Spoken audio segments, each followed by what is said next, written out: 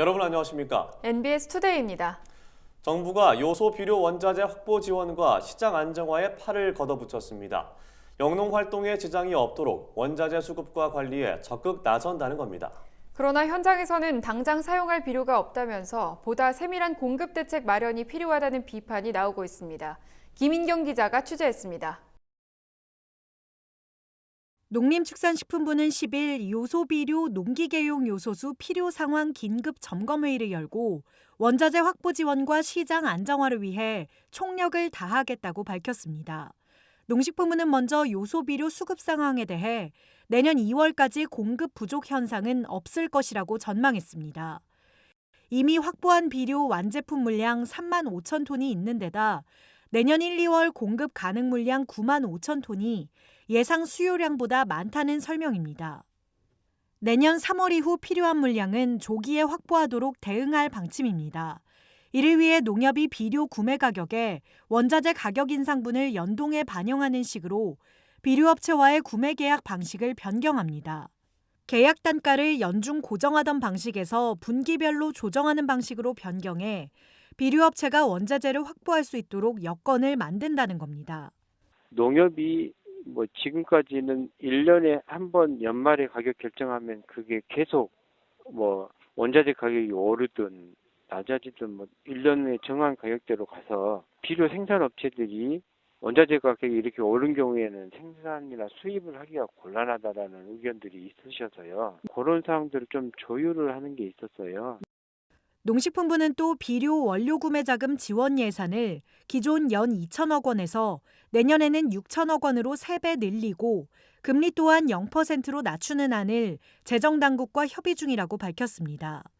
아울러 시장 안정화를 위해 내년 2월까지는 농업인이 실제로 필요한 물량만 주간 단위로 우선 공급해 불필요한 가수요를 방지할 계획입니다. 올해 말까지 제주 남부 지역의 동계작물 재배용 요소와 복합비료 수요 18,000여 톤에 대해서는 농협과 비료업체가 특별 공급 방안을 마련할 방침입니다.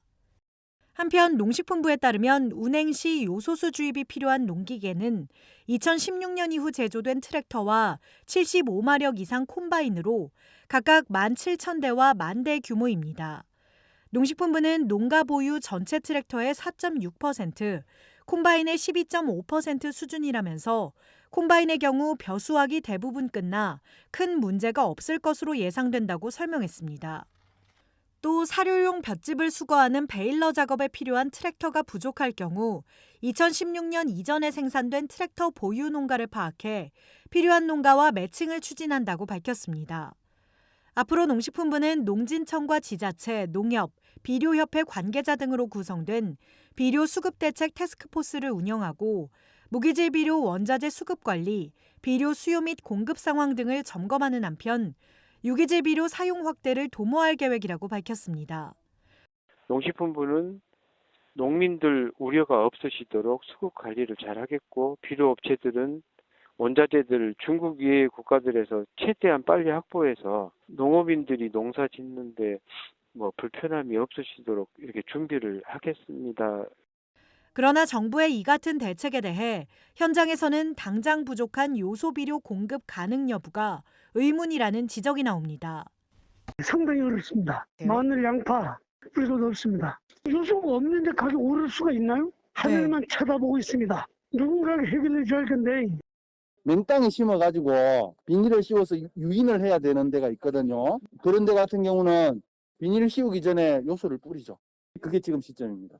지금 요소 비료 때문에 걱정을 많이 하시네.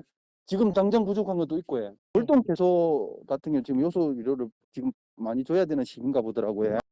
정부 긴급 대책 발표에도 불구하고 영농 현장에서는 당장 필요한 비료 공급에 대한 불안감이 가라앉지 않고 있어 보다 세밀한 공급 대책 보완이 필요해 보입니다.